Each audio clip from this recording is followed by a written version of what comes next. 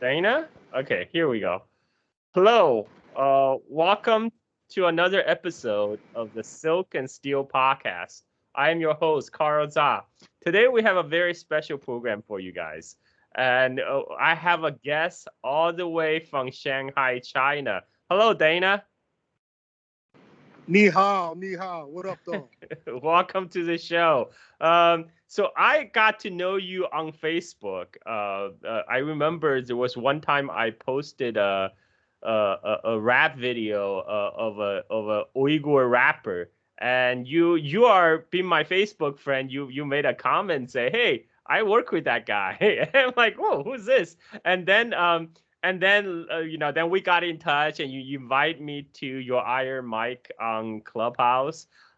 So you have a very fascinating life, especially as a black person, as a Muslim living in China. So I wanted to hear your experience straight from you. How did you? How did you end up in China? Who are you? Maybe introduce yourself for my audience first. Who are you? How did you end up in China? Okay, so my name is Dana Burton, aka Showtime. I'm from Detroit, Michigan, and I found my way to the People's Republic of China in 1999.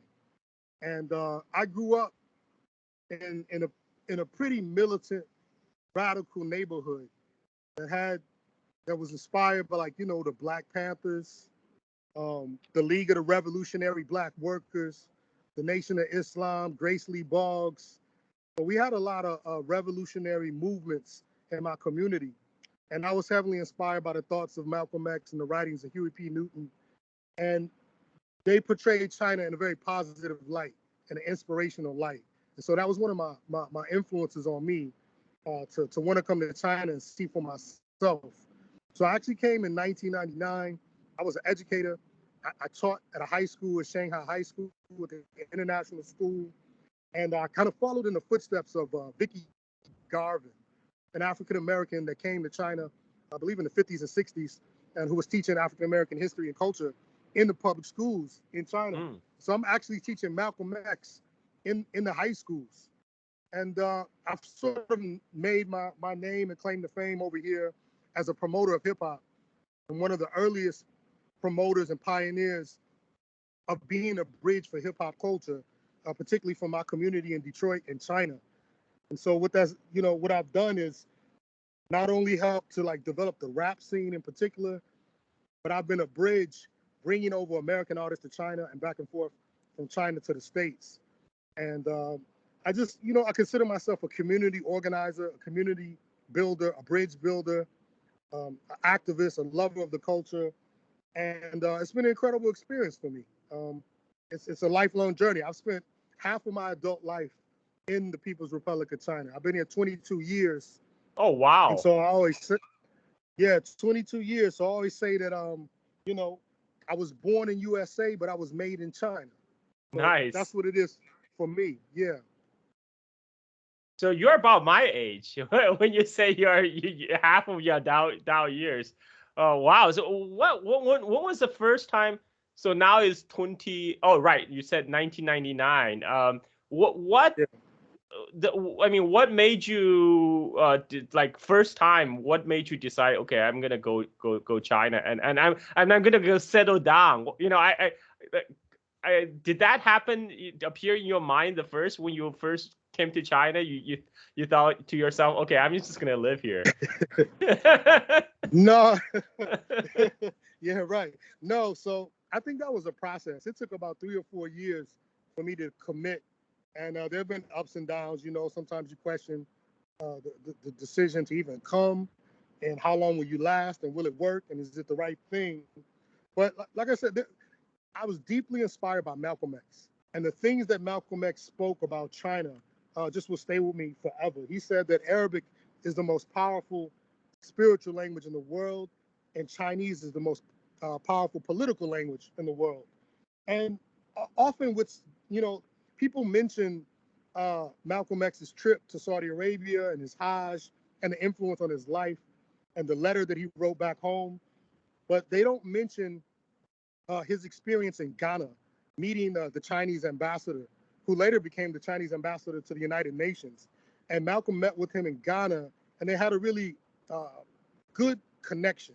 So much so that Malcolm said that this man was one of the most humane men that he ever met in his life. And he said that he spoke very reasonably. He didn't speak like a racist. And he actually told Malcolm that, you can't stand on the ground of racism. If that's your foundation, nothing else will hold. And he was deeply impacted by the man. He spoke about China at length throughout the autobiography of Malcolm X and many of his speeches.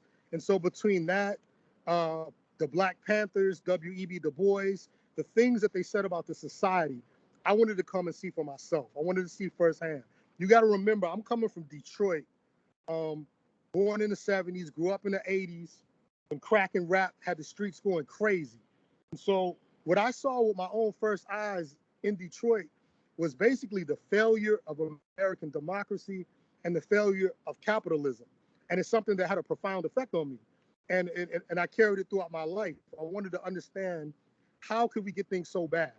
How can things be this wrong? And so part of that journey, make a long story short, like I said, like I've been inspired by a lot of activists and community organizers and leaders. And even in my family, I come from an artist activist family. My mother is a legendary artist, and my father-in-law were revolutionary artists in Detroit. So I was always around forward-thinking people. My mother would live all over the world. She have a summer home in Mexico. She'd go to Africa, 20 times in her lifetime. She lived in Europe, Paris. So she was traveling. So I got the travel bug, but I wanted to see China. I wanted to see the largest, nation on earth with a system that was completely different from our own. And I wanted to learn something. So that's why I came. And I came thinking that I'd probably stay for a year and try to soak up as much as I can and go back. But then I just got sucked up into the whole movement, and it's been an incredible ride. Yeah, I bet. We just miss each other because my first job, I went to Detroit on January 2001. I had a gig in Detroit downtown.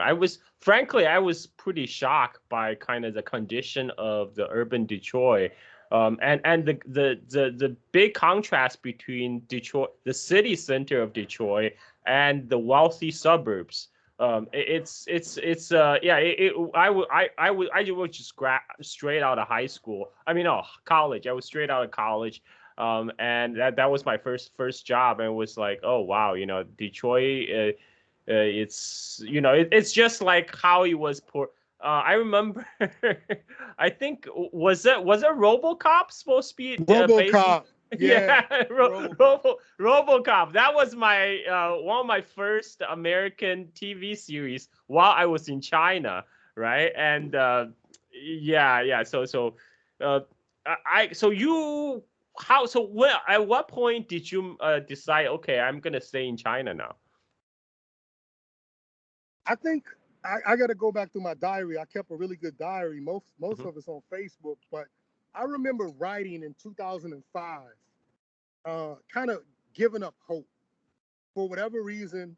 Through all the challenges, the ups and downs, I was feeling kind of hopeless, and I felt like a cultural gap between the United States and China was too far. I felt like I was a really open-minded person. That you got to remember, not only, okay, being raised in Detroit, I had to deal with it's some of the greatest inequality, racial inequality. It's arguably the most highly racially segregated city in America. It's something like 89 to 90% of Detroit is black and the suburbs is white. But even with those racial disparities, I spent my high school in the suburbs. So I jumped from one community to another, and it was complete culture shock. So I was used to, culture shock and being, experienced to, new culture. So from the city to the suburbs, and then later to college. So, and even coming from a radical Black militant nationalist background, by the time I finished college, I was part of these, multiracial learning experience group. So I really opened my mind up to to how to bridge different cultures. I had studied Latin, I studied Spanish, I studied Arabic. Did I forget anything else? What else did I study? And then later I studied Chinese. So, you know, uh, I thought I was an open-minded person, but after 5 years living in China, I figured like if I can't do it, no one else can bridge this gap. It's not going to work. We're destined to clash. The East and the West are never going to get along. We'll never trust each other. We'll never understand. Just the issues I was having with friends, relationships, I felt hopeless. But some way I pushed through. I had some breakthroughs in life, and I just never turned back, man. Like things really started to pick up, and it's taken time, man. Like there's been times where I've doubted. I felt like the perpetual foreigner, and never felt like I fit in. But the amazing thing is, when I try to express this to my friends and loved ones, they look at me like, "What's wrong with you? Like you're Dana. You're one of us." They've never even crossed their mind that I had issues because I've been so welcomed. They're like, "How could this go through your mind?" And so, over time, when you build such a large community and people embrace you as one, you feel at home, and you feel peace, and you feel protected, and you feel ready for war. And that's where I'm at right now. I'm with my people, and we're here to fight the good fight.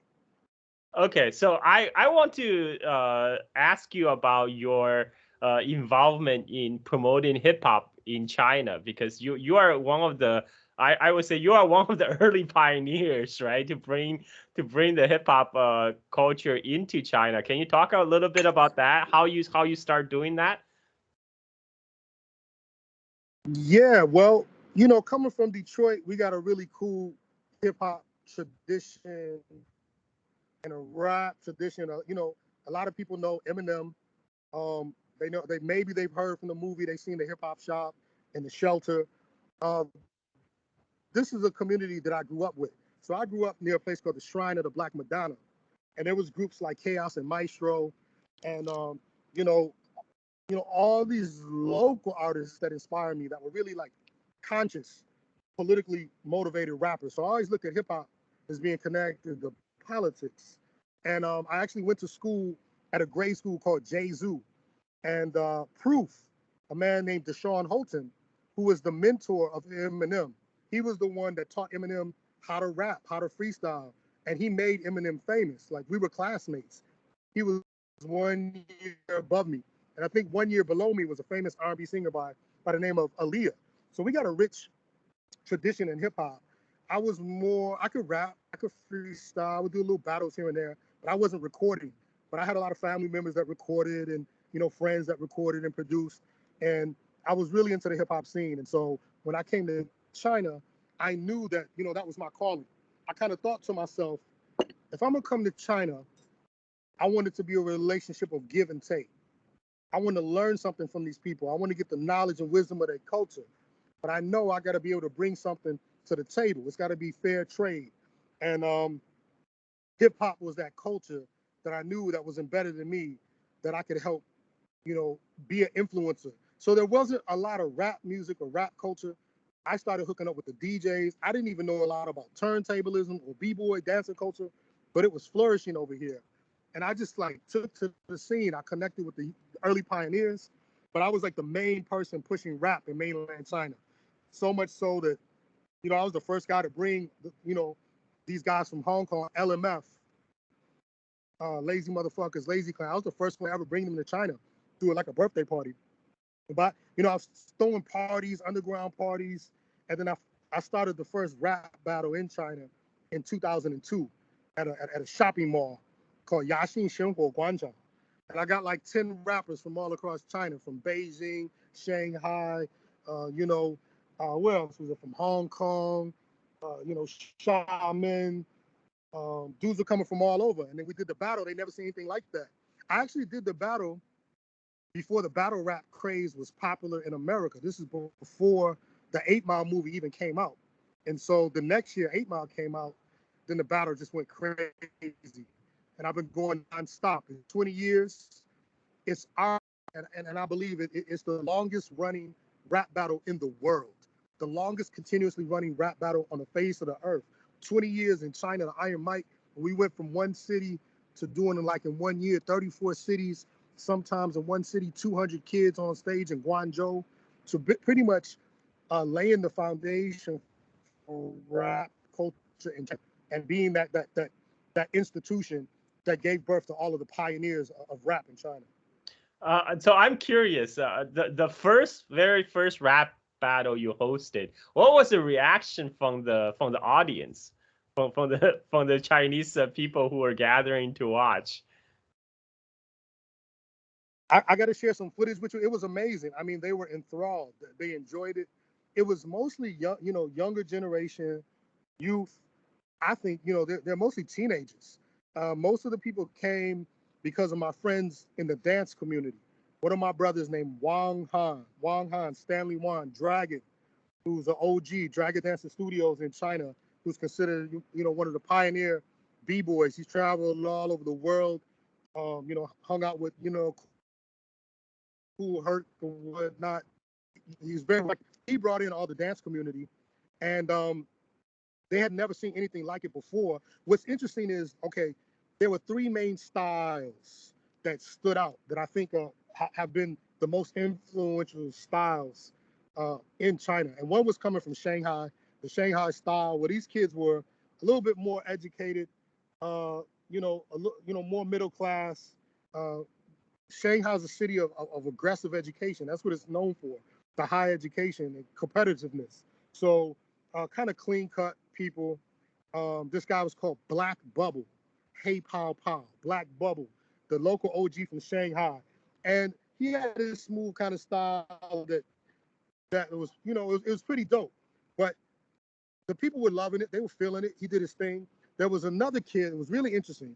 There were a lot of young girls in the crowd, a lot of teenage girls. And they gravitated to this kid named Yo-Yo, who ultimately fell out of hip hop. He actually didn't even rap in Chinese. He rapped in Korean. He was doing like K-pop, and the girls loved it.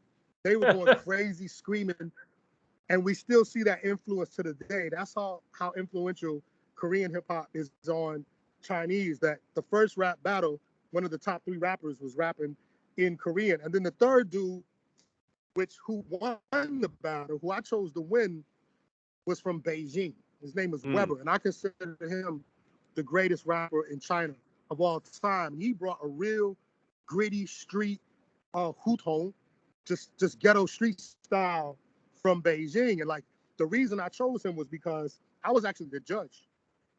I judged the battle. The crowd was kind of split, but I made the final decision. And the crowd was split between Black Bubble and Yo-Yo and Wang Bo, Weber. Wang Bo was actually, his rap name was Weber. I'm from Detroit. He took the name after one of the most famous basketball players from Detroit that I actually, grew up at the same time with. So it was a crazy connection. And I chose him because there were actually some peasants in the front row. And these peasants, tattered clothes and everything, you could smell the alcohol, the baijiu on them. They were completely drunk, inebriated, face all red. And they were up front and they were just clapping and going crazy for Weber. And I was like, if this man could touch the everyday people, then he's got to be the people's champ. So I chose him. Wow. Yeah. What a story. But you have seen throughout 20 years, right? You have seen how the hip hop and rap grow. Like what kind of what's the difference you have witnessed over the years? How the both how the Chinese audience react to hip hop, and also I'm assuming like the people you work with have gained a lot more fame now than when they first started. Well, it's been unbelievable. We've been like, there was always a glass ceiling.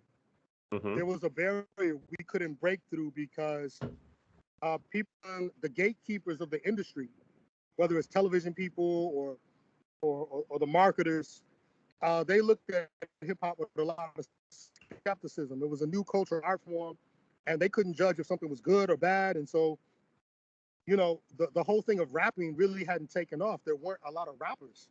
And so it took a long time for rap to break into the mainstream. Like in 2017, that we had a major breakthrough with rap culture.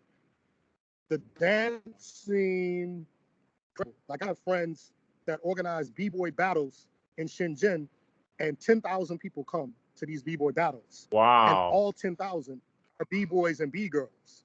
All Wow. 10,000 kids from all across the country, like warrior.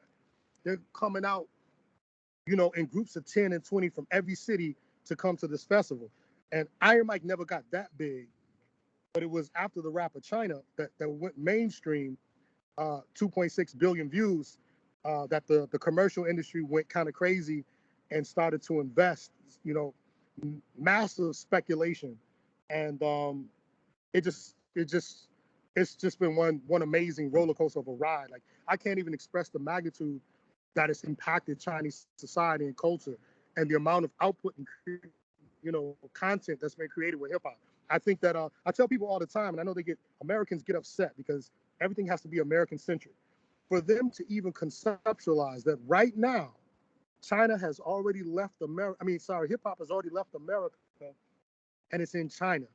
It has a new home in China. It's kind of like when Buddhism left India and moved to the East, or Islam left Saudi Arabia and moved to other worlds. There comes a point where people adopt culture, right? And they actually produce more content and more people believe in it than the originators did. And we're getting to that point in China, numerically. So it's going to be something. There's three types of movements that I consider the major movements driving hip hop in China. One is the community, bottom grass, which I like, is the believers, the rappers and DJs that love color, maybe esoteric or idealistic view of it, and it's coming from the heart, right? They're driving this from the grassroots, bottom up. And then there's the commercial industry that for a long time there were opportunities like I got in 2007. There was the call me to promotional about it in Foreign Policy magazine. They actually wrote an article, back in 2007. So I got a commercial deal and I did 116 shows across 60 cities in a year. That shows you the what the commercial industry can do when they back hip hop. But you'll get a couple of opportunities like that, over those years, not that many. But by 2017 is when it went nuts and everyone went crazy invested in it. So you got the commercial industry, you got the underground, and then you have something called hip hop socialism with Chinese characteristics. And that's actually the state itself and the government investing in hip hop. In 2012 or 13, Xi Jinping gave a speech at the Art and Literature Forum or whatnot, and he said to the people, in direct words, he was like, if the young people want hip hop, then we will give them hip hop with socialist values and Chinese characteristics. And so they actually made a commitment, and they put all their energy into basically the hip hop dance committees. So there's a massive dance community, in coordination with the state, that does work across the nation. And the output that they do is mind blowing. They do workshops in the schools. They have a certification for dance classes, and they do really big, massive productions. And it's a movement unto themselves. The people themselves, and the government. So that's why I always say I feel like I'm always somewhere between God, gangster, and the government. Actually, you mentioned Yeah, I remember I was posting something related to the Uyghur culture on my Facebook, and you left it on a comment that to the point that you launched the career of the famous Uyghur rapper Aize, right? He's pretty big now. Can you talk about that? How you guys meet, and how you help him got set up? yeah. Ira showed me a lot of love. I think there was a CGTN interview where they asked him about his career and how he got started, and he tells the story in his own words about how he came up through the ranks of the Iron Mike and through my battle, and it was through that battle that he learned his rap skills and became part of the rap community, and that's what kind of pushed him and other MCs to kind of elevate their art form. So that's the one thing about an Iron Mike. It's like a really competitive battle. And And I think that's something that the commercial industry can't replicate. So you get all these young kids that are hungry from all over. They come from the ghetto, they come from impoverished areas, middle class, whatever, and they come to these like street battles, and they got to fight. They got to claw to the top, and it's highly competitive. Like I said, like uh, some events, some local battles may have 200 MCs in one day, all competing. You might battle 7 or 11 dudes in one night, and you got to, claw your way to the top to the national final. And he's one of the, the kids that made it to the number 2 at the Iron Mike. The Uyghur community, they've always showed so much love and respect to me because I was the first platform to give them a voice in China. This is the first time you ever heard Uyghur youth being able to express themselves and some of their, emotions and experiences unfettered on a public forum. One of the earliest influences was a guy named Ma Jin, and it was like 2010. He won in Beijing, and it was him versus the local hometown Beijing hero, and they had a really good intense battle. And Ma Jin won the crowd over so much that all the kids, 400 or 500 kids in Beijing, started screaming and shouting, "Xin Zhang, Xin Zhang." It was wild. Like, so you can see this footage in the story of the Iron Mike. Story of the Iron Mike. It was a documentary done by Vice Films. It ultimately came under the Bieda title. Vice folded in China, so they called it Bieda. But you can find it on YouTube or Vimeo. The story of the Iron Mike, and you'll see Ma Jin, you'll see Irul. They even go to Xinjiang and show you his home and where he came from, and you can see the classic battles that he was involved in. And then later, my homie started, like, I never physically went, but they organized, the Iron Mike in Urumqi. And every year they would organize it and play that documentary on the big screen, like a movie theater. And I've even had camera crews come out and interview me for Xinjiang local television, to the point where, I'm considered a local legend and a hero to those people for giving them that platform and opportunity. So. Oh, that you actually, I think you sent me the link to the documentary Iron Mike 2017, the documentary of Chinese freestyle rap. I'll put the link to my on the show notes for my Patreon audience subscribers. This is good stuff. Yeah, wow. So I'm where is thank you. I mean, I knew there's a story behind that. So were you part of that making of that documentary, the Iron Mike 2017? I mean, it's your Of course, event, right? Yeah. It's my story. Like, I'm the main narrator, so I started off, Right. and 90% of 70% of the footage is historical footage. So Yeah. it's all footage that I collected and gave to them. It took them over a year to make that documentary. There was so much footage that they had to piece together. But it shows you 15 years of the Iron Mike, some of the key figures, and how the scene has grown, and you get a real sense of what it feels like to be at the battles and the issues that the artists are concerned with in terms of the culture. So I'm really proud of that, as well as Damon Dash. He's the founder of Rockefeller Records with Jay-Z and Kareem Biggs Burks. He's the guy that discovered Jay-Z, and he discovered Kanye West and many others. He actually came to China around 2010, and we had a very good connection. We made a film, a documentary called "We Went to China," and it's on his platform, but you can see clips on YouTube. And in China, there's been multiple documentaries, probably about at least three, going back as far as 2002, I think. CCTV did a whole documentary on the Iron Mike, and they literally played it on the documentary channel for like 4 years, like all the time on mainstream Chinese TV. They were playing a documentary about this rap battle. And the other one was called Shanghai 8 Mile, Shanghai Bai Yingli. And so it's a well-known story in China. It's all over the internet. Even the historians of hip hop across the world. I'm in the Cambridge book of world music history. I got a little footnote for my contribution. So it's been going a long time and influenced a lot of people. Okay, so you, as part of this making of this documentary, Iron Mike China, you and the camera crew actually traveled to Xinjiang, right? The home of Aize. What did you see there? I didn't go. They went. I didn't Oh, go, they but they went. went. Yeah, Okay, they went. okay.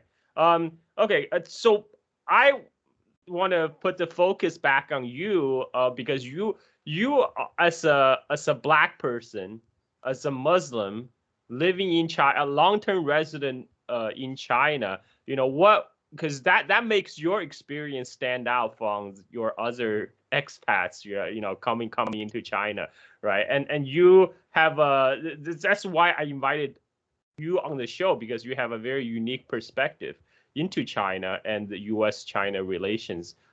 What, this is your chance. This is your my show is your platform right now. Whatever you want to get off your chest, you go ahead. I mean, you know what? I think that I've learned a let lot. me let me ask Um, a couple questions. Let me do some lead on question. So, for example, okay, cool.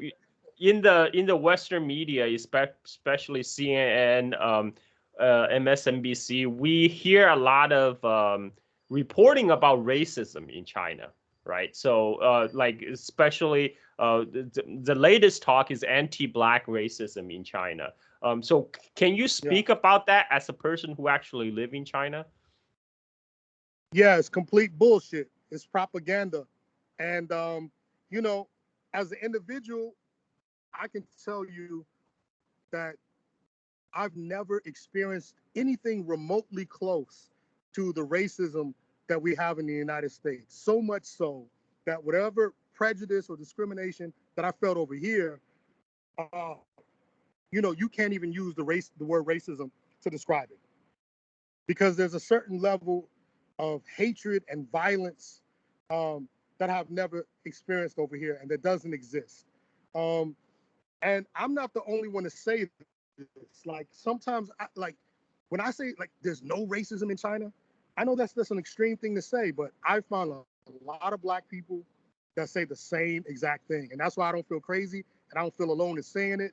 And we have to say it in such stark terms because again, whatever we have, whatever run-ins we have, maybe with people that might be xenophobic, that might be closed-minded, there isn't any kind of systematic discrimination against black people.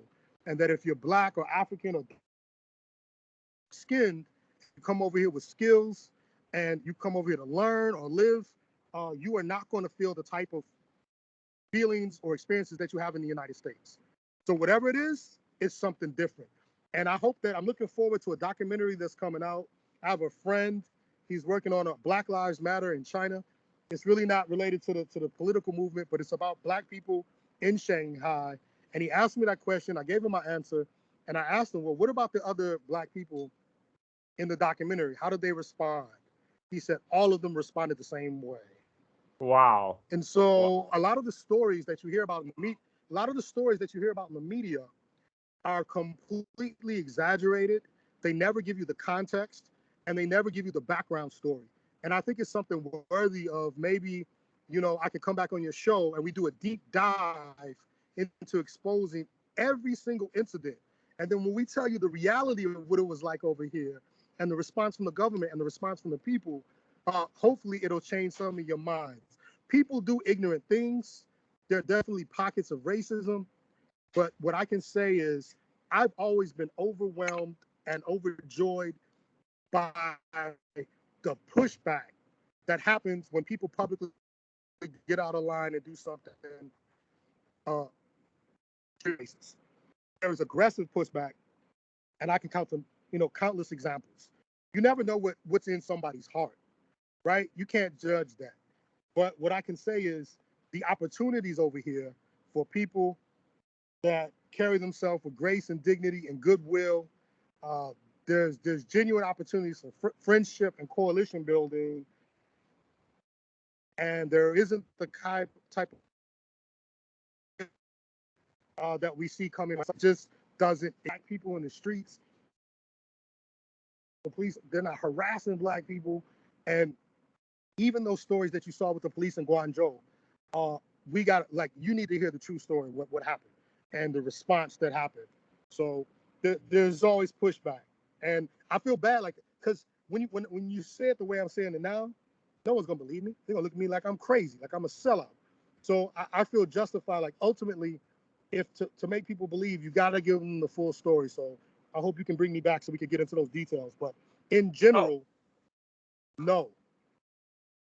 okay. Oh, great. I would love to do an in-depth dive with you on all these events, specific events that's reported in the MSM. And I think the Guangzhou incident with the Africans in Guangzhou, that's widely covered, widely reported. If we could do a deep dive to what actually happened in the ground, that would be great. I know you have many contacts in China, you have been living there, and you have actually reached out to the people who were involved. Um, um, yeah, maybe that will probably take a longer period of time. We'll do that next. And now let's make this show focus on you, on your life. Just introduce what you're doing. And get so for my audience, whatever question you want to ask Dana about his experience living in China, put in the comments, right in the comments. I can compile the list, and the next time I get together with Dana, we can ask him these questions. Mm-hmm. But if there's anything I want to say to the people is, you know, follow your work. You've done incredible work, and I've learned a lot from watching your posts. Your podcast has been incredible. It is incredible. It is awesome. I'm a huge fan of your podcast. The deep dives into the history, the layers of it, and I the point that I make is I just listen to uh, the U.S. ambassador going back to the 80s. They get together for a panel every 5 years. I think it's called the U.S.-China Committee. And they do a panel and they talk about their experience as being U.S. ambassadors. They themselves, emphatically, the majority of them stress that one of the biggest impediments to understanding China is actually the Western media. And they, for whatever reason, Western media never gets it right. These really dark stories that completely fit into this whole scaremonger, boogeyman, xenophobic, evil yellow peril narrative. And so most Americans are bombarded every day with disinformation and misinformation. They're not getting the nuance, they're not getting the facts, and it's already strummed into their heads a certain narrative. And so only way to push back to that is, debunking those false narratives. And you can, check out your Twitter, you can check out your podcast. It's a great way to try to understand the reality of what's happening, the complexity. Thank you for that plug. The one of the reason I decided to do this podcast is because I see ever since I moved to United States in 1990, the China that's reported in the U.S. media is a China that's on a different planet. I mean, I do not recognize that as the homeland I left behind. And so this is my chance, thanks to the social media, this is my chance to share my experience, to share my knowledge. If people wanted to follow you and follow your work, where can they go, Dana? They can't, to be honest. Like, I'm gonna keep it 100. I've been underground the whole time. Like, if you want to follow my work, you can look up the Story of the Iron Mike on YouTube and Vimeo, so you can get a glimpse. And when you see it, then you'll get it. Like, I literally been underground with this hip hop stuff. Like, I've been fortunate. I've had a really beautiful career. I've done a lot of different things. I spent a decade in advertising. I've had my own companies in different realms, but I always kept my hip hop pure. And it's just something that I love with hip hop. I wasn't doing it for the money. I was investing my own money. I was giving back to the community, creating platforms, Like I would pay money, take a loss to bring someone over from Detroit, a legend like Royce the 5'9" or Marv 1, just because I wanted to show people how my people, my community get down. So, and that's why I've had like this kind of love-hate tension recently, because it's become so commercialized and people are like, well, where are you at? Why aren't you doing this, doing that? Because it was never about that for me. So, but I am, for the 20-year anniversary of the Iron Mike, we are going to step into the commercial world, the commercial industry.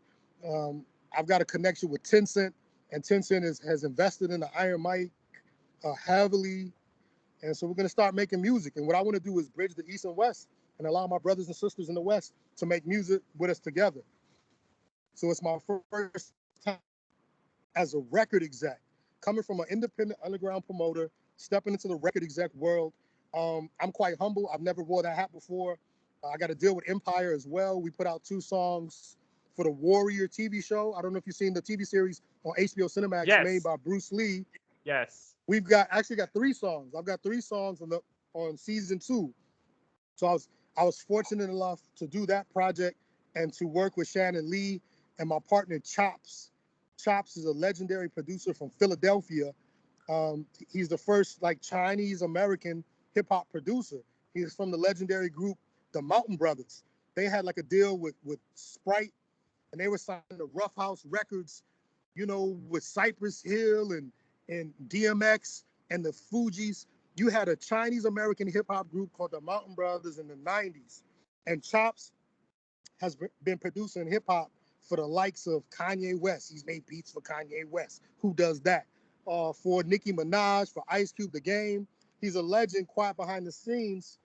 And we got to deal with Warrior, and we hooked up my man GNS Yao Yao. He's part Tibetan, part Mongolian rapper. He placed a song in the show. We went out and we just shot a music video last year, like 5 months after COVID, after the rest of the world was going crazy. We went to Wuhan in October of last year and shot a music video on the streets with Chinese Chicano biker gang rolling through the streets, doing our thing. And then my homegirl Nunu from Yunnan. I work a lot with a lot of ethnic minorities. She's Miaozu, and she did a video, a song. And then my man Kiga from Mongolia did an amazing song, and he signed to Pax label. Pax to the United States. A lot of people know him for being on Sway in the Morning Wake Up Show with Shady. They were rapping and freestyling. Pac from Xi'an. So I'm stepping into that realm, and look for good things soon. We taking that time. We patient with it. If anyone does see this and wants to reach out to me, you can find me on Twitter and Instagram. I don't have much of a presence. You might have to Google me to find out, what we've done in the underground. There's some glimpses of it, but what do they in the Google? Streets. What do they Google? Just your name? Google Iron Mike Showtyme with a Y, SHOWTYME, and Iron Mike Showtyme. You'll get some articles and some videos and some information.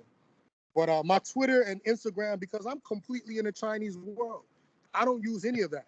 I don't have any social media imprint. I use Weibo, Weixin. I'm completely submerged in the Chinese community. I'm talking, I went from doing 116 shows to doing over 400 shows in a year, traveling all across the country. I've been to over 60 cities, traveling continuously across the country. That journey itself, seeing every city rise and everything that's happening from Wuhan to Tibet. Been to Tibet twice. I took the Dalai Lama hip hop to Tibet. We did rap shows up there. Like, I've been all over Chongqing, your hometown. I'd love to kick with you about that. I've had an amazing journey. I've been able to see the entire spectrum of life in China. People from the villages and the countryside to the business people, to the gray area, you name it, to the elites. They all kind of rub elbows in the hip hop community for whatever reason.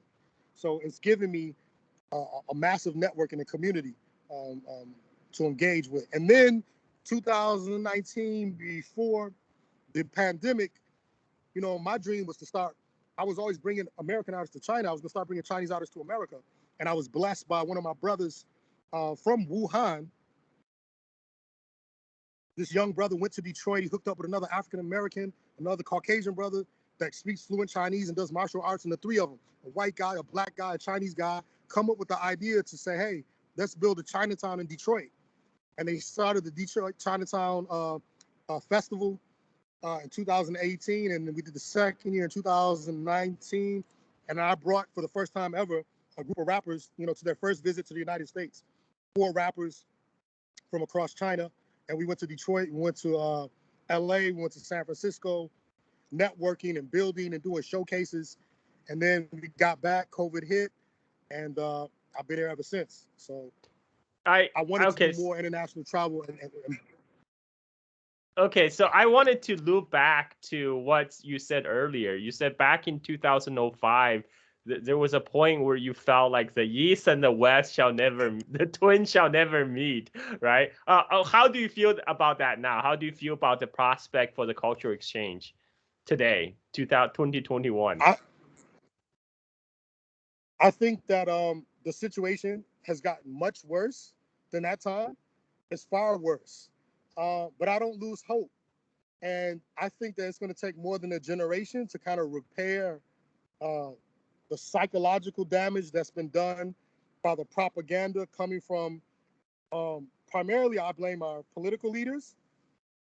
The media has fed into it, but the fact that our political leaders have fed into it so much, I don't think they understand the repercussions. When you look back in the 1870s, when they burnt down the Chinatowns, I remember, I don't know if it was the San Francisco or the LA one that they burnt down, and I remember a quote from the Secretary of State at that time. And it was really profound because he said that, the only reason that we were able to get to this state of violence where we would burn down a town and label these people as a disease. Remember, they were blaming these people for the Black Plague, and they burned the whole town down and lynched people. The Secretary of State said the American politicians created the climate for which this could happen. And we're at that point in the United States of America. So many people are confused by the fear mongering. And the only reason there's no pushback is because, it serves the interests of the political class in America right now. Both Democrats and Republicans, for their domestic agenda, can make China the boogeyman to get those votes. And also, they feel to revitalize our nation, China has to be the boogeyman. So we're in a really dark place. But I have hope, and I'll never give up because of the work that I've committed my life to, my own legacy. Those wonderful people in China that have always treated me good, that are level-headed, and all I can do is be a part of the solution and not get distracted by the negativity. It's just keep building bridges, keep sharing information, and when I pass on, the struggle continues. But you got to have people to do the work and never underestimate the power of one. Don't think just because you're one person that your voice can't impact thousands or hundreds of thousands or even millions or even change the world. Keep shouting, keep fighting, keep struggling, keep pushing on. Hopefully, United States and China patches it up and we don't go to nuclear holocaust and World War III. But, I still have hope, man. I still have hope. Awesome. So for my Chinese followers and for my followers who live in China, how do they find you on Weibo? What is your Weibo ID? Nah, man, I'm really low. I'm a real low key underground dude. I'm not, and I appreciate that. I like being invisible. I like to be invisible and low key. I'm not findable. Nah, it's all good. If they really wanted to find me, they would have found me. That's your 大家好，你们都知道我是谁？我是 Showtime，欢迎上海来跟我一起玩吧，没问题吧？你就 I'll take you up on that. I'll take you up on that. When the pandemic is over, I'm gonna come find you in Shanghai. I'll make you take me, show me around in all the hip hop scene in China. For sure, it'll be my pleasure, brother. It'll be my pleasure. Yeah, that would be awesome. Okay, well, we're almost reaching the 1 hour mark. Thank you, Dana, for making the time to come talk to us. And I want to make that the episode to talk to like in-depth dive into the so-called racism issue in China, and the debunking of the Western narrative. Let's make that happen, because I think that will be very important, especially for a lot of people who haven't heard the story from on the ground, because you, especially with your connection, I know you have a lot of stories. So, yeah. All right, Let's guys. do it. Long Yeah, overdue. let's do it. So for my audience, for the people who listen in, thank you so much for listening, for watching. Any questions you may have for Dana, put it in the comments, and I will compile a list. And next time I get together with Dana, we'll go off those questions. So thank you, everyone. Signing off. Cheers. Peace and love.